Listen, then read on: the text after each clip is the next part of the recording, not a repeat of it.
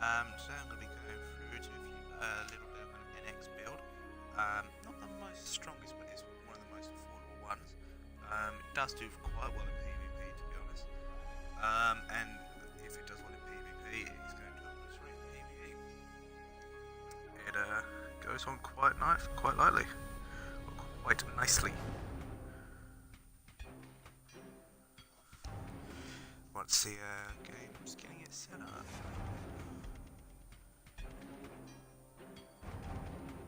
So, I mean, it's a brilliant little game, but got the loading time at the beginning.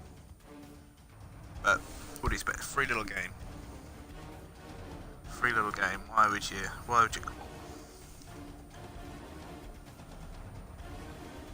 So it's not the ship you can see there, obviously.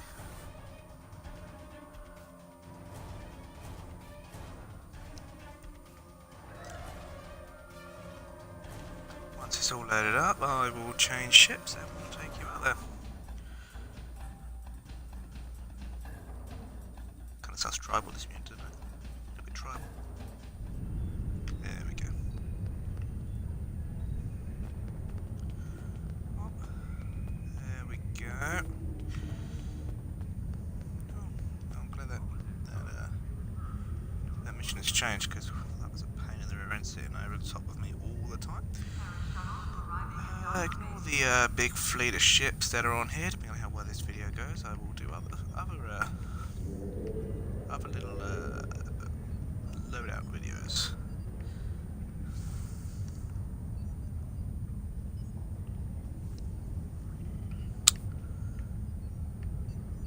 There it is, USS Arcadia. Bear with, so we can get all the equipment logged onto the ship. Just return to orbit, and that should get us to where we actually need to be.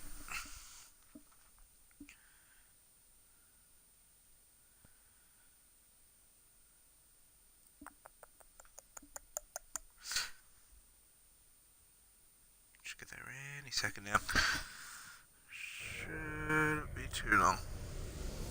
There we go. Ooh, so far away. There it is. Right, so as you can see, this is the build I have here. Now I have seen quite a number of, quite a number of ships where they've been going into a level 30, they'll be level 60, they've been going into a level 30 mission, and it will take them like a minute to destroy one of the easiest little enemies you can find. And my question is you have a Dreadnought class starship, obviously strong hull, strong power, but slow speeds, but yes, you get knocked down to level 30 through these experiences, but you've still got that strength on your ship there. So my question is, how comes you don't have that much power? I can get rid of your elite and advanced high-end ships pretty easily without any help. It's not a problem at all. So the build that I've done on the NX here is that cannons do a heck of a lot. Absolute trash amount of damage to it. So literally you will be sending your enemies down to the scrapyard to pick up the pieces of their ships afterwards. So try not to go with the advanced fleet. And I've actually only just found this out myself, so it's a little bit. I feel like I've wasted some resources on upgrading my advanced fleet just for the heavy cannons, especially on something like the escort, because they're quick maneuverability, so you can really zip them around. Look for in your abilities on the top there. You look for in brackets the pen. That stands for penetration. So what that ability does is it goes through. It enables your weapons to partially go through the enemy's shields, so they will get a higher amount of bleed through damage through there. So what I have is I have that on all of them other than the Terran Task Force, because it has an effect on the lower the ability or the lower the health of the enemy. Boosts the more damage of silent that increases in target's hull decreases. Yeah, the damage dealt increases as time goes on. So it's a good little one to have on there. So other than that one and the heavy biomolecular, because it's a heavy cannon, it does more damage than your turrets. It does more damage than your standard turrets. So have one of them on there. That'd be my recommendation. Have the Terran Task Force. So obviously both of these can be found on the reputation screen, as you can see. The biomolecular, where it is, there it is, comes from here. See if I can find that for you. There it is. Turret. We're at level 12. And then obviously your Terran Task Force comes down there. Again, you'll get it at level 12. So obviously you have got your resources all along here. Just to show obviously what you're going to be doing whilst I'm actually on there. Let's just do that quickly. That's absolutely smashing. Let's go back on. Okay, so get as many as your standard disruptors with, if you can look for ones with critical damage, critical hit on there, and damage will be a really good one as well. Also even more damage abilities you have, the higher the damage output is going to be. But if you're really looking for a build that's just going to, and it is a word commonly used, vaporize, then look for your weapons with pen on there, and the pen must be on your weapons to actually get a real good damage count on there. On your devices here, I've actually got the red matter capacitor on there, which you can get from the Phoenix boxes. As you can see, plus 25 all power levels for 20 seconds. It actually works out really well, and really giving that help, especially if an enemy that you're going against has an ability to shut your weapons or whatever offline, because it adds that extra 25 power levels on there. So you've got, on my other device, you've got your subspace field modulator, which gives a plus 33 all damage resistance for 15 seconds, minus 400 proton damage resistance, which not many people will use proton or anything like that, and then a plus 15 defense rating for 15 seconds. In all, it's a pretty good thing. I believe they did actually change the abilities on this at some point. Right, so what you want to do is you also want to get yourself into a good fleet which has quite a high level of fleet level. Mainly because you'll be able to get all the fleet stuff, such as you can see here, the Advanced Fleet Resilient Shield. I took this one because it has a 5% absorption and only a 5% bleed through, whilst all your other shields actually have a 10% bleed through and a 0% absorption. So that actually strengthens your shields a little bit up there, and then allowing a smaller amount of bleed through. It also gives the reduced damages there as well. As you can see, your proton, plasma, and disruptor. Very good if you go, especially if you're doing advanced or elite abilities or advanced or elite. It's gone straight out of my head. PvEQs, that's the one. Because obviously your Borg use plasma, especially with their plasma torpedoes. Obviously that does leave a lingering effect. But you're pretty well backed up there, especially against the anti-proton, which is most favoured between people, because it's got pretty good little abilities on there. So the next thing we have is the experimental weapons, for the heavy weapons. So it's not on every escort, it's only on the escorts with 7 weapon slots. So anything with above that, you won't be getting that extra slot on there, because that's just to compensate for only having the 7 weapon slots there. I actually have mine as a railgun. It is one of the better ones. Try not to use the electroplasma. For the amount of damage it does, it takes a lot of your weapon power away, and you don't really want to be losing that weapon power. So I went with the railgun because it's actually a pretty high kinetic damage, especially if the target shields are down, which obviously the shields will go down as well as you going through shields with your abilities, or with your weapons. But it also doesn't interfere with the animation of the weapon slot of the weapon firing, which is what I found with the electroplasma as well, is that you can't see your disruptor weapons going.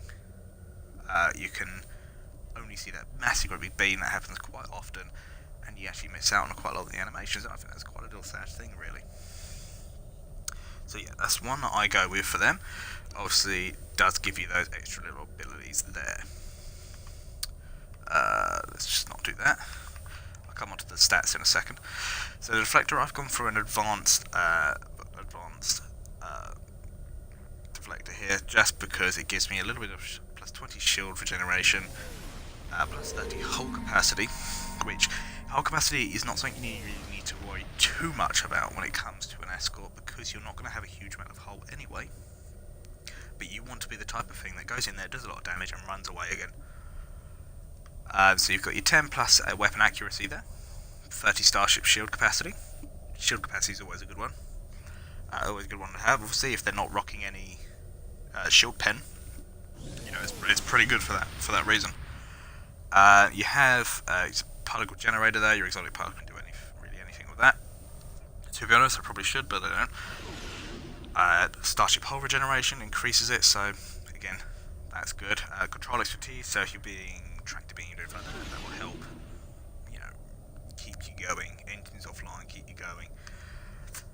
Engine-wise, the simulated sub-transwarp engines from the Borg reputation. Best engines. Don't go for anything less. Absolutely fantastic little engines.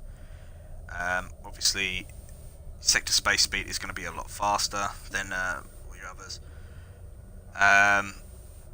You do have obviously your set abilities here, however I don't have any of the other Borg set equipped that goes with this. So unfortunately I only get the one thing, which is just these here. But it does increase your speed a lot, and especially in an escort, if that helps increase your speed even more. If you can flit about like a little fairy, you flit about like a little fairy, because that's what you want. Okay, so warp core. I've got an advanced. Actually, I don't know what happened to my elite.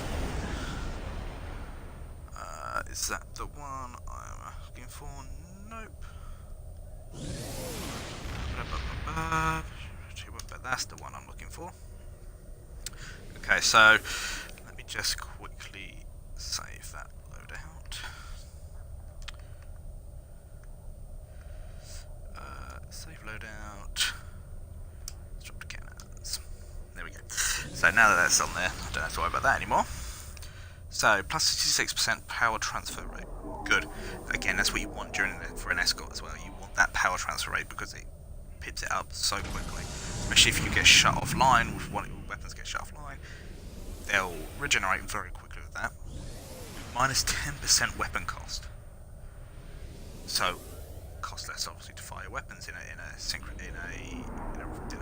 volley. 10% resistance rating to subsystem power drains, which obviously pretty good if their people are. Well, I say pretty good. It does help with when people are a little not better technology than you, and decide that they want to try and drain some of your power away. So maximum warp factor of 12.8. Not bad really. You have your plus 20% starship warp core efficiency. Obviously improves systems on lower power. But what this warp core also does is add 7.5% of my shield power to my weapon power as bonus power. So if they try and zap my weapons down, you have a max cap of 25 is what it says on the screen, but it does actually stack higher. So then what it does is that when your weapons get shut offline, it drains it from that power first and then goes from your 125. So, you know, good to add that little bit on there, that way you keep yourself boosted up a little bit. Okay, so then plus 3.3% all damage per subsystem. So we'll see damaging the damage to the subsystem. You got a 50% recharge time on slipstream drive, which not very much of an issue when you're actually fighting someone, because yeah, that's there. So a weapon power buff. So you have the weapon capacitor on there. You'll be able to link that on your one of your wheels at the bottom when you're on there, so you can auto activate that, and it gives you your plus 15 weapon power settings as well, which again very good for the escorts. Okay, so again, these are fleet consoles. Grab these fleet consoles.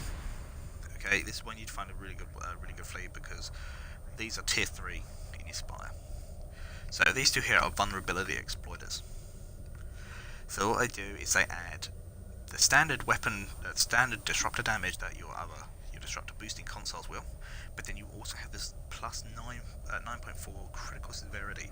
So when you hit a critical hit, the amount of damage you do actually goes up. So I've got two of them on here. But also know that all my stuff is also level 14 epic. You want to upgrade everything to that as much as you can. And then obviously keep going through upgrade weekends, use your upgrades on those weekends, make them in the R&D section. It will really help.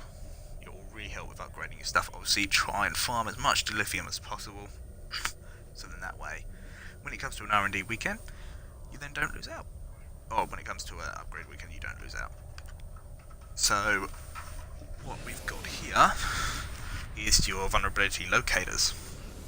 Okay, bear with me.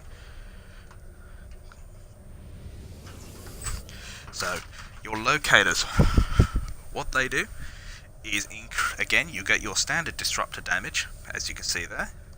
So you still have the same amount of percentage as the other ones, but then gives you a 1.9 critical chance, obviously increasing the chance for a critical hit. Now, when you're going through and using abilities to go through their shields with your weapons, that critical chance is crucial. You must have that critical chance there, because that's how you're going to really get the most out. So as you can see, I've got 3 of them on there, and I will tell you the reasons for this when we go to the stats there. Okay, so we then have the 0-point energy conduit, which I believe comes from Romulan reputation. As you can see there, plus 2.2 power to all subsystems, great.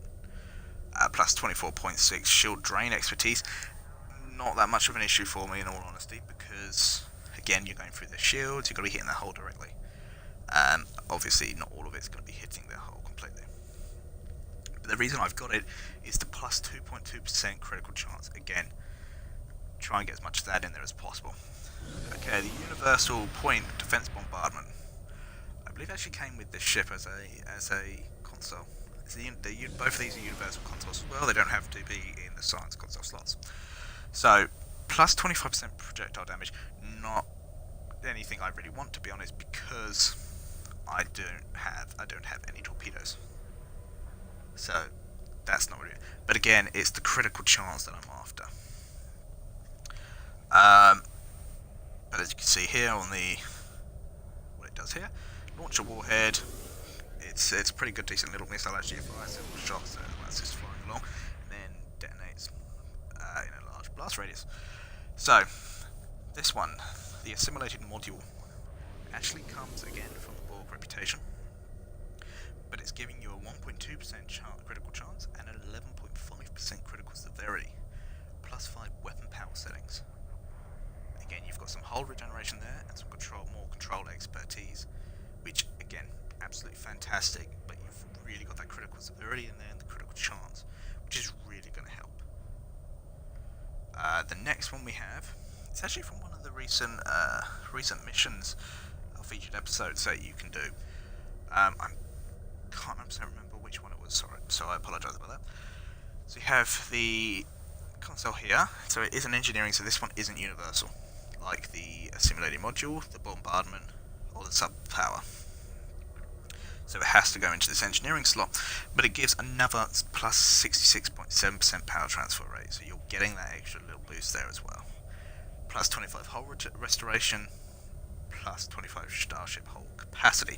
Again, not to worry too much about the capacity, but it does help to get a little bit in there. Obviously, you don't want to go along and then obliterate you instantly. But again, what I did with this one is I was looking for that power transfer rate, but the other two were just a bonus. You can use other consoles to go with these, like the EPS conduits, stuff like that. The EPS conduit only has one ability to it, and that's the power transfer rate, and they do go to 100%, both this one and I think it's the RVS or something like that. The RVS or whatever one it is does have a second ability, but it's normally sort of like control expertise, stuff like this, but I really wanted this type of ability on there, so I went with that one instead. So it's a little bit of it's taking a little bit of a hit, but you know, it performs really well, this ship. So next one is your converter here. A lovely little console again, plus 28.1 starship control expertise. So again, helps when you're under tractor beam, anything like that, gravitational pull, You know, you like your science abilities. The enemy sometimes, you know, pop out there just to give you a little bit of a hard time. Then you've got the 37.5 flight turn rate, so obviously that increases the rate that you turn. Pretty good again. Then you have a plus 1.2% critical chance. Again, want that critical chance in there. And then you have a plus 12.5 critical severity again, which is good. So the next one we have doesn't give any critical chance, but this does give a plus 25 all damage resistance rating. Isn't the best in damage resistance, but obviously you're going to be looking for that point where you want to just get rid of them quickly. But it does still help, and I will show you the stats in a minute. And then obviously plus 18.8 Starship hull regeneration. Okay, so when it comes to the stats, have a look at the stats here. Some of these will change when you start moving as well, like your defense rating will actually increase when you start moving, because when you're a stationary target, you're easier to hit. As you can see, defense rating is now 86.33. My accuracy rating is 23.5. I believe that needs to be up at 24 to be the absolute best, to be what we need. My critical chance is 21.3. You need, I mean, this is just in space dock as well. So obviously you're going to get boosts from your buffs and doffs that you've got equipped. So that's just the minimum that you have. So critical's already 94. So when I'm actually in a battle against level 60 opponents, that actually goes up to I believe it was 123 for the critical severity, and the critical chance I believe went up to, it was 22 or 24 again. I can't 100% remember. It's been a long time actually since I've actually checked stats whilst fighting someone. So you have obviously the defense rating has gone back down because I've stopped moving. So the hull is 74,000, which for a little escort is actually pretty goddamn good. Have a hull repair rate. Obviously these are just your base. Again, these are just your base stats, so they're not in combat stats. You obviously get your buffs and everything when you're in your combat. So you have the hull repair rate there of 123.2% a minute. So every minute I can do 100, I can repair myself completely and extra. The shield generation rate is 1,216.5 shields per 6 seconds, which I've only got 11.664 in standard stats. Again, it's not that much of an issue for me because I normally just go in and out. And then your resistance could be a little bit better, but again, it's not something that's ever caused me an issue. Your flight speed and turn rate. Now, what I would they've actually added one. Okay. What I would normally say is obviously be mindful on what they say down here, because 1 minute they'll change it to this 38.11, and then they'll change it to 3,800. 3,811. So they kind of just nip and choose whatever they bloody well feel. Turn rate's 14.1 degrees a second at the moment, which I don't know if that does go up when let's have a look. So let's increase that. Yeah, there we go. So it has gone up again, but again, these are just base stats, so you have your abilities will give you that extra boost. Okay, so and then power transfer rate is 302.67%, so 15.1 every second. So again, not bad. As you can see, if I switch all of that, you can see how quickly it actually transfers. But you can see my minimum on my weapons is 87 rather than going down to 25. Well, 25 is the minimum that you can go down to unless your weapons are shot offline. Or your abilities, your subsystems shut offline by an enemy weapon or ability. But as you can see, they all are actually still above that 25. So you've got 25, 25, 50, and then 100 for the engines, because I've just transferred everything to the engines. But as you can see, just transferred it back to weapons. My weapons are back at that state again. So that is a pretty good little thing. Right, so what I have on my abilities here, they're okay. They are okay, and they work for me. but they may not work for everyone else. So you have your tactical team. There we go, and you've got all the effects just on the side there. So, energy weapon training, improves energy weapon damage. Projectile weapon damage, not an issue for me. Distributes shield strength to shields, receiving damage. Pretty good. Okay, so scatter volley. You've noticed I got it on there twice, but that actually increases the chance of you using it, or the rate that you can actually use that ability, because you're only using one of them at a time. And then when that's recharged, when the cooldowns are around, it kickstarts. So it actually does benefit to have more than just one on a little one like that. So obviously you can hit multiple targets. It's like your beam fire at will. It'll hit multiple targets, but you do less damage. But it's good for crowd control, obviously. Distributed target. So chains 16.8 of incoming weapon damage to up to 3 foes within a 3 kilometer radius. So if you're in, if you're in a big group of them and you use that, whilst you're fighting a lot of people that are within 3 kilometers of each other, which, let's face it, if you're in PvE, they normally are in a big group, depending on what you go on. It spreads it all towards there, but also change damage has a 50% shield penetration, so you're getting that extra on there as well. So again, brilliant. Attack pattern delta. So 9.9 all damage resistance rating to the recipient's attackers. So to the enemy you're fighting, minus 39 damage resistance rating. So, and then you actually on there again, minus 159 stealth for 5 seconds. But, that's not really an issue. Cannons fire rapid fire. When you're going against stuff like, big ships, dreadnoughts, stuff like that, this one is actually really good, especially with all your shield penetration, because you can quickly pump out the weapons, because the weapon cycle speeds up. So it does a real nice amount. But I have level 3 on that. So we've got 1, 1, 1, 1, 2, and 3. Okay, so engineering abilities. Obviously with the NX you've only got these 3.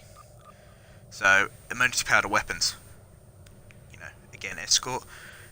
My weapons get shot offline, it can pump up. So, directed energy modulation. Plus 5% energy weapon shield penetration for 30 seconds. You can get a higher one for it. Sometimes I will put that in the 2-tier slot, and sometimes I'll only put it in the 1. Depending on how I'm feeling on that day, whether I'm feeling like I've not got the quickest reflexes, and so I don't realise that I'm taking damage, I'll put reverse shield polarity on. Obviously absorbing damage to increase your shields. Right, science team. You get a whole 4 slots. So science team 1. 3,000 temporary hit points for 15 seconds. And then you've got a 1,784.2 shield regeneration applied once to each facing. And removes science debuffs for 5 seconds. Not bad. Tractor beam, because when you're fighting that queen in the Borg ones, she loves to run away. Hence why it's only level 1. Hazard emitters, pretty good with your cannons. Plus 8,382.4 hit points over 15 seconds. Plus 17.6 all damage resistance rating for 15 seconds. And continuously removes hazard debuffs and your damage on targets there for 15 seconds. Or damage over time, sorry, not targets. Okay, and then feedback pulse. Now, I have noticed that this one actually may be better to activate manually, because PvE, the AI actually seem to realise when you've got feedback pulse on, more than what we actually do. And they will stop firing on you completely. I have got it on automatic at the moment, but that's again, I can't always change it, to be honest. But I would recommend having that actually on your slot, such as so you can activate it yourself, especially if you're receiving a lot of heavy fire after a lot of enemies, because obviously that will go straight back with up to 10.343% incoming energy damage back to the target, 50% shield penetration, but it cannot critically hit, unfortunately. Okay, so the Yale triggers. So intelligence fleet. That's actually from an ability which I can show you in a minute. Shield generator, that is normally toggled. I normally pop that all the time. Refracting Tetron Cascade, you can add that, you can activate that yourself, that's not a problem. Focus Frenzy, that's normally toggled, but it hasn't been for some reason. Tactical Fleet, standard, go down fighting's toggled. Mud. I should probably have that toggled. The problem with this game is when you go back and forth to different ships, it untoggles everything, so you do miss out on quite a bit. I always have Evasive Maneuvers 3 equipped, just so in case I need to get out of there, I can flit about like a little fairy and run away.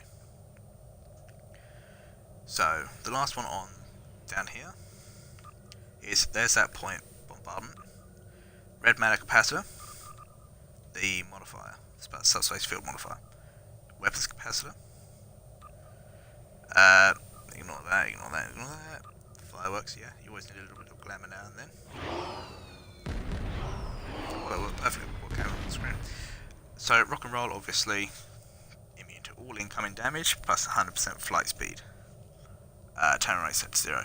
So, unfortunately, during this, it doesn't actually do as it says on the tin. So, you do need to be wary on how low your hull gets when you're activating it. So, the captain skills, obviously, you have all those slots. You have all of these along here as well. So, read through all of these, because once you've hit one of these little milestones, you'll be able to purchase an ability. So, as you can see, this is what mine's set up for. So, again, I'll give you a quick look. I'm not going to read them all out, just because there's a lot of it. I'll read out some main ones, such as you have weapon damage. Your improved weapon training. So, again, that helps. And so I have all three of them. Targeting expertise gives that a little bit more, accuracy rating is greater than the target's blah blah blah. You'll need to work that all out, because I'm not doing that. So yes, then you have impulse. Get your ship moving. Get them. Not purchased that. I have purchased that, obviously, a full impulse energy shunt. Damage control, that's just to help, obviously, with your damage, improved shield regeneration, and advanced. These are what you want to go for, definitely, because you have your critical, your critical hits, and your severities going all the way down there on these three. So definitely have these 6 here. Shield penetration. This is what you want. So I've actually got your shield penetration going at the moment. So on all of them, and then hull penetration really works for really does work for your projectiles, so your kinetic damage. However, sometimes I roll some torpedoes, sometimes I don't, but never on my necks normally. And targeting sensors, to be honest, I did kind of regret getting them. I'm not going to be honest, it's not my most favourite. I think I could have used the points somewhere else. There you go, tactical readiness, everything recharge, 100% ability recharge. But that's basically what my trees look like. Trait-wise, don't need to know about them. Self-modulating fire. On outgoing critical hits, your energy weapons and projectiles gain a plus 50% shield penetration for 10 seconds. Just what you're looking for. Space trade plus 5% cannon damage. Operative plus 1% critical chance, 2% critical severity. Intense focus plus 1.5% accuracy rating and 1.5% shield penetration. Good day to die. Go down fighting may be used at any hull integrity. And you've got your hull at most 50% integrity. So it's all good. So you've got your Warp Furist, obviously that helps in sector space really. And your Electroplasma Throw, so your power transfer rate will be boosted with that as well. Techie hull regeneration and restoration. Blaze of Glory. 1% of max hit points for up to 8 seconds plus 100% bonus all damage. So again, 8 seconds plus 100% bonus all damage. That's pretty good. Immunity to all damage up to 8 seconds. Immune to all control for 8 seconds. Crippling fire. Minus 2.5 accuracy rating penalty inflicted from a critical hit with crippling fire. So when you fire on your opponents, that crippling fire will decrease their accuracy, as I've been informed that that's how it works. So if it doesn't, then obviously please let me know, but that's what I gathered from it. You've got all these don't really matter. So your space rotation plus 4% critical hit chance. Then you have, obviously these are for completing reputations as well. Receive 2.5% of your outgoing damage as hull regeneration. So this is from the Iconium one. I would recommend you getting it because every time you hit them, 2.5% of your outgoing damage comes back to you as hull healing. Tactical advantage. As you can see there, enhances specific powers. It applies in specific circumstances. While your target's health is less than 50%, plus 10 to plus 20 armor penetration. So enhanced shield penetration, so obviously look at this as well. It ignores 5% of your target shields with directed energy attacks. So what I have on here is plus damage. I have retaliation. When critically hit, plus 10% all damage for 15 seconds, 1% critical chance for 15 seconds. So obviously this is where your buffs are going to come in, so you hit that critical hit. Or when they hit you with a critical hit, that's when your chance goes up to get them. So it's not going to stay at those base levels, it is going to raise. Your emergency weapon cycle. Minus 50% weapon power cost for 30 seconds. Good. 20% firing cycle haste, so speeds up the rate of fire. Ablative field projector. 3,000 temporary hit points for 15 seconds to target. So gives you extra hull.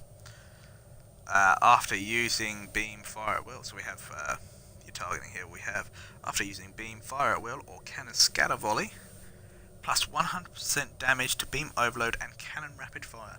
So use that volley, then the rapid fire. If you're using, I know it sounds a bit silly when you're using it against something like a dreadnought in a PvE, but you use that volley, especially if you only got level 1. It'll be over quickly. Then you whip out level 3 rapid fire, cannon rapid fire, and you'll get that damage bonus there. And if you've got that shield penetration going on, you can knock them out pretty easily. So that is basically it. Obviously they're the abilities, you've already seen them. Your specializations, I'm going to be honest, I should be more into these and read more into them, but I actually don't.